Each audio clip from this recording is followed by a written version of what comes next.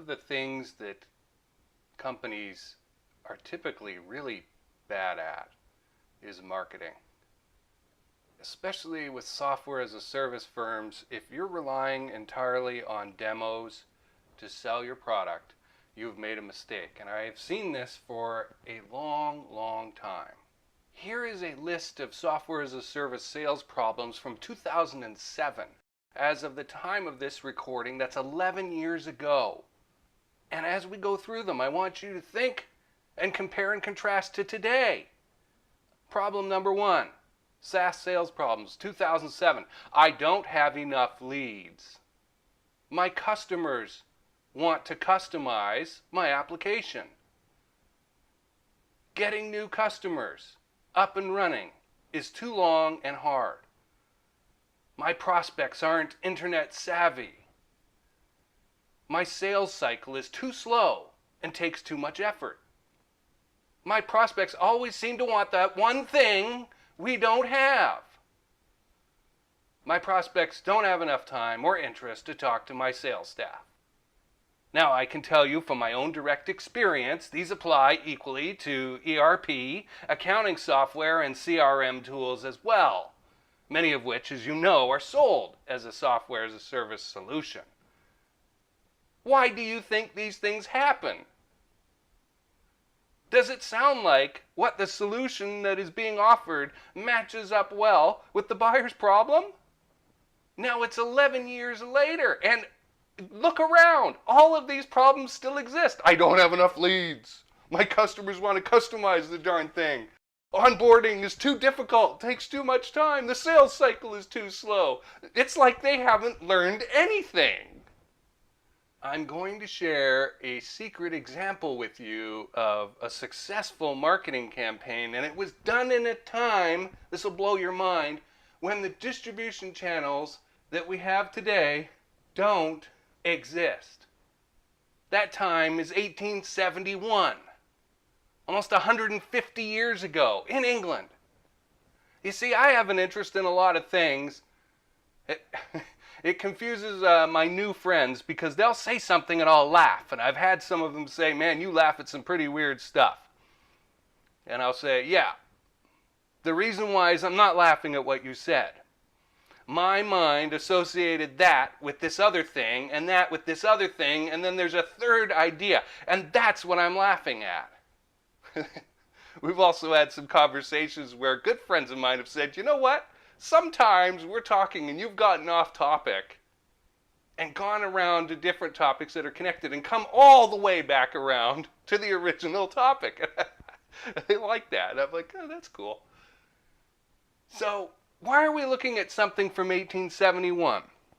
Well, a guy invented an entirely new genre of literature in this year. And the conditions were right for it. Now, another secret, the conditions are always right. You just have to take advantage of them, figure out how to do it. Because you have to see what is going on. If you can see what is going on, you can plug yourself in and take advantage of it. And there's always something going on in the context that we'll be talking about. There's always something in the public mind that they're worried about, concerned about.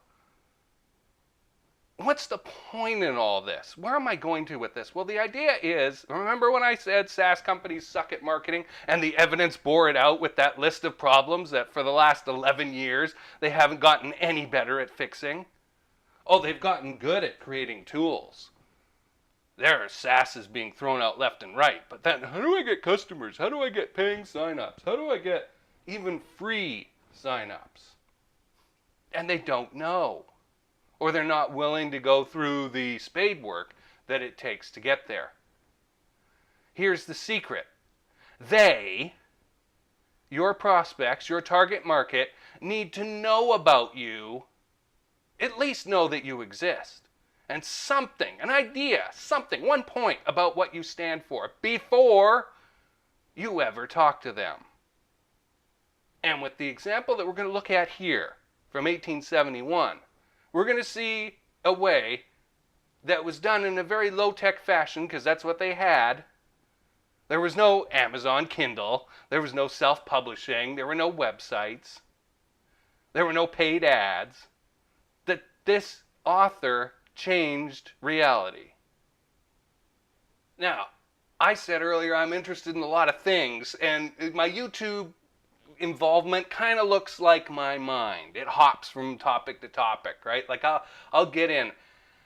I was studying World War II, and Heinz Guderian came up, and I knew a teeny bit about Heinz, and I wanted to find out more about him, and I remembered suddenly in the bath, whoa, when I was 16, I bought a whole bunch of war games, tabletop war games off some guy, and I remember it was this like big trip in Vancouver where I lived, for the first 34 years of my life. I had to take the ferry across the water and an unfamiliar bus and go into this strange part of town to get this deal that this guy, I don't even remember how I saw it. Maybe it was probably a newspaper ad. I mean, this is in probably the early 90s. I graduated from high school in 92, so it's before that. I was probably in grade 11. I'll bet you it was 91. And one of the games that I picked up was called Panzergruppe Guderian. And I knew what a panzer was, and I hadn't studied German yet, so I thought, well, group must mean group. But Guderian, I wanted to mangle it and call it Guardian, and I didn't explore that anymore, which is weird. But keep in mind, we didn't have the internet back then, so I couldn't just go Google it. And so Guderian meant nothing to me for like 15 years. And when I started studying Operation Barbarossa and the invasion, which is the invasion of the Soviet Union in Hitler's time, you find out, you run into Guderian pretty quickly. He's the tactical tank commander, basically. He's the mobile tactics guy for the German mechanized forces. And so finally I realized what Panzergruppe Guderian means. It's his tank group. Oh! Now, the Battle of Smolensk, which is on the way to Moscow, is the subject of Panzergruppe Guderian, the war game. And so I YouTubed it a little while ago and found out that's what it was about, because I'd sold that game long ago, right? And I didn't even remember what the topic was, really, other than that it was something about the Eastern Front, World War II. So here I am watching this, I think he's Scottish, YouTuber's video on the game, the war game. He's bought a back issue of it. There's sites that you can buy digital rights to a game and get the content, download it, and print it at home. And I was like, wow, I'd never thought of this before. It sounds simple, right? You print it out and you play it. And I thought, wow, the savings on that must be tremendous, because you don't have printing costs from the game maker anymore. They don't have to create something, box it, put it on a hardback map surface and ship it and warehouse it, send it, put it on some distributor's shelf and hope that it sells, right? Totally different business model. And so the cost savings are transferred onto you. Isn't that great? As a money-grubbing capitalist, I love that.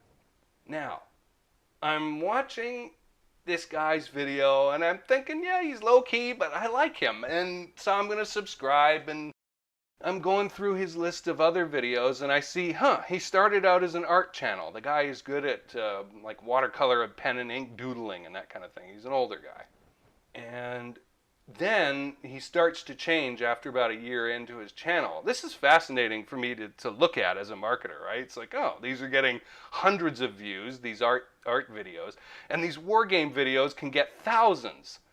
So why wouldn't you, right? If it's just as interesting to you as the art stuff, why not? You're going to get a lot more views for that. And he intersperses some art videos here and there. And one of the videos that he has, a video series, is about something called the Battle of Dorking, 1875. And I'm like, huh? Because, well, there's two things going on here. Now, I'm pretty good with history, as you may have guessed. But I've never heard of a place called Dorking, and I'm not aware of anything happening in 1875. I mean, this is like the Crimea was 1850, and 1870-71 was the Franco-Prussian War, and then you really don't have anything other than saber rattling and sort of crises, right? Fashoda and that, until 1914. So what the heck is the Battle of Dorking, 1875? And so I start Googling, because I have that option now, and it's time for my mind to hop. It likes doing this. And I find out, yeah, as I suspected, Dorking is in Britain. It's in southern Britain on the coast. And I'm still thinking, yeah, but nothing happened there in that time. Maybe it's one of those transplanted names from the home continent to the New World. Like you get Birmingham, right? Or Tottenham, or York. Maybe it's someplace in Africa. That would fit the time period. I'm Googling and I come to the conclusion there's a great reason why I fail to recognize the date or the place. And it's this. The Battle of Dorking in 1875 never happened. What did happen is much more interesting and of great value to us if we're looking at it from the marketing eye, that lens. It's important to keep in mind contextually that this had just happened. Germany, a brand new upstart nation, had just beaten what had been thought of as the best army on the continent, the one fielded by France. Bam! 1870-71, Franco-Prussian War. Bam! It's over. Germany's on the rise. Yes, Britain is the top world power, great navy, pretty good professional army, but it's spread out all over the world, policing colonies.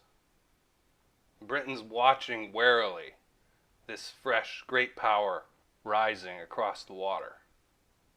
There's a British officer named George Chesney. And British officers were divided into two types. You want to look at it this way, it's geographic. Some went to India and fought there and got their experience there. And that is a very different kind of place than the second location, which is South Africa. But that's where people went. Now, Chesney was an Indian officer, right? He went to India. And he was in the Corps of Engineers. That's what he did. He helped build things. And he did that in Delhi, and then he was brought back and did some stuff at home. And this fight has just happened, and it changes the way everybody is viewing continental Europe, who lives in England. The arch rival of England to this time has been France, hundreds of years, going back to the Norman Conquest even in 1066, long time. Now, France has been beaten and Germany is the new bad guy. That's what's on the public mind. And they're worried about invasion. What if these great Prussian armies show up on the shores of England? Well, Chesney, who's now a general, is pretty alarmed at the state of what is the home army. Those armed forces are too spread out, they're poorly equipped, and he thinks, geez, man, the Germans could just brush us aside. It's important as modern day viewers to remember that the public already had this anxiety about a German invasion. And you may think, well, how's that relevant to us today? Well, as I said earlier, there's always some anxiety going on in the back of the public mind. If we were to jump in a time machine and go back to 1997, 21 years ago at the point of this recording, people were not worried about terrorism. People were not worried about dirty bombs. People were worried about the coming war with China. And American officials, current and retired, were publishing books about America's lack of readiness and the fact that defense spending had gone soft and that the budget wasn't there to get the forces ready for this upcoming battle with China. That was the anxiety that was going on 2 decades ago in America. All of us have forgotten this. There's a bit of a resurgence of this coming today, by the way, mostly driven by trade. September 11th, 2001, everybody knows, that changed the game for everybody. Now terrorism was the thing. Well, what TV show springs to mind about counterterrorism in the early 2000s that took off like a freaking rocket? And is now kind of seeming sort of quaint and outdated, still very entertaining. I enjoy it, but it seems a little behind the times today. 24, right? Jack Bauer. That was something that was right for the times and was a great success because it tapped into the anxieties that people had. Oh my gosh, terrorists are coming here to do awful things on American soil. Look! There's an example of it right there. It happened. And many other awful things could happen, and let's have a show about a heroic American agent doing counter-terrorist stuff and undoing these awful onion layer plans. Big time hit. Back in 1871, in the light of that victory of the Prussian army over the French and the Anglos suddenly looking across the water going, uh-oh, what's coming next? General Chesney very deliberately decides to write a short story about an invasion of England. And it's called The Battle of Dorking. And he said, hey, I've got this, quote, useful way of bringing home to the country the necessity for a thorough reorganization. Might be a tale describing a successful invasion of England and the collapse of our power and commerce in consequence. So you hear the deliberate genesis of this idea. Let's use the anxiety of the times, what people are already thinking about, fuel for the fire, and give them an instrument, this short story, to generate change in the army. Because Chesney is a general, he understands warfare, how the military works. He's going to write the thing in a factually correct manner. And there's an existing piece of fiction which gives him the model for his narrative. Remember, this is a new type of story. Chesney is going to invent the invasion genre. It's an alternative history piece. That's the phrasing we would use in modern day America. Isn't that cool? The Battle of Dorking describes an invasion of England by a German-speaking army. I kind of laugh about this because, like, oh, we wouldn't want to offend anyone. I mean, it could be the Austrians, right? But no, it's the Germans. They're far better equipped and drilled, and they rout the British forces, which are pretty ramshackle. England falls. The empire is disbanded. And that's it for the English. Now, this causes a huge stir. I mean, people go freaking nuts for it. Just like they did for 24. Chesney's short story is published in Blackwell's magazine in the first week of May, 1871. And it goes to subscribers, it goes to clubs. Remember, the British have those clubs where gentlemen go to sit and be left alone, kind of, and read and whatnot. And bookstalls. And it causes this huge division of opinion, just like you see today. Some see it as this awful betrayal of their armed forces. Oh my gosh, you're talking down about our people and saying that we suck, and what are the Germans going to think? Others are saying, well, maybe this is actually a really good alarm call. Maybe we need this. And it ends up getting debated in Parliament. The big issue is conscription. In order to have a big army, the size of which the Germans and the French put together, they would have to have conscription.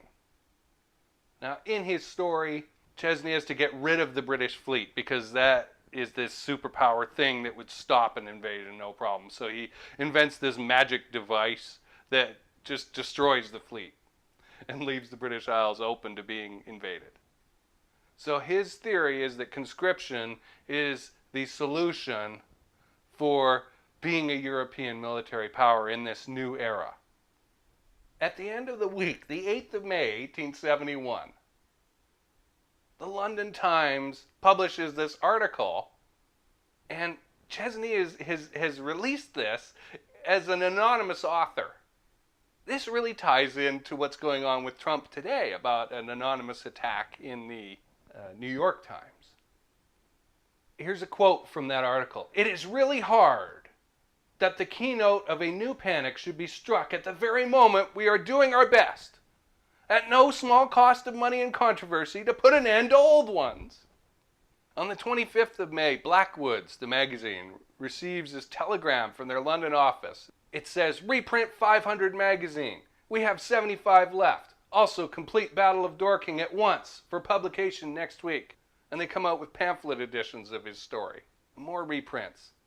It gets translated into Dutch, French, German, Italian, Portuguese, Swedish, and ends up in colonial markets. A whole bunch of responsive fiction comes out. This is very interesting, where other authors take his premise and turn it to their own version. The other side at the Battle of Dorking. What happened after the Battle of Dorking? The Battle of Dorking, a myth. A German periodical publishes the story a little bit later in the month with this. This is a translated opening. This is such a significant story that we presented in translation without regard to the entirely mistaken opening account in which the author represented Germany as eager for war and for territory, because it contains a number of truths about the British situation and because it is written in an unusually attractive manner. So the Germans are like, whoa, we're not warmongers like that. You guys are misreading us, but look, this is a great story and you need to read it. So the split opinion about the preparation of the armed forces. Was this story unnecessarily alarmist and painfully unpatriotic? Or is it a genuine warning? I'm told it was debated in Parliament and it did lead to reforms. Instead of conscription, there was a volunteer force that was created. But the biggest thing that I want you to notice is the public nerve that it struck. A whole bunch of copycat novels come out, and people are talking about it for a long time. In fact, there's kind of a running joke at the time, but if you got a bruise or something, or a cut, you would just laugh it off and say, oh yeah, I got this at the Battle of Dorking. Now that is entering the public consciousness. And if you want to succeed in marketing, this is a great way to do it. Perhaps you could invent an entirely new genre. The first place I recommend you look is at the anxieties of your target market. It doesn't have to be the public. It could be just your target market, like, I don't know, aerospace manufacturers or tech companies. What do software as a service companies, what do those founders have anxiety about? What do their sales departments have anxiety about? What would they latch onto that they already believe to be true, that you could perhaps fictionalize, entertain them with, and offer your own solution? Instead of a white paper, white papers are tremendously boring, aren't they? They're stiff and wooden. These days, they're sort of see-through as well, like obviously, you're going to recommend your solution to this. But I believe, at any rate, that as entertainment, as a story, it's far more consumable. People will tolerate it a lot better and may not even notice that you're recommending a solution. That is how to get in front of your target market, get them to consume your information and come to the same conclusions that you have, that you would like them to, and then be aware of you so that when you continue your marketing and you approach them or they come to you, they already know who you are. They already know what you stand for. They already know what the problem and the solution are. Far better, isn't it, than running demos, trying to grab people by the collar or their jacket and say, no, stick around, watch this demo, look at these features. Aren't these features so great? Isn't this really that cool? No, it's not to them because they have no buy-in. That's why demos alone don't work. But if they already believe in something and you've tapped into that, now you have power. If you'd like to talk about what possibilities there are for this kind of marketing in your organization and your market, go to the Gold Star website and book a call. And we'd be happy to talk with you. Thanks for listening.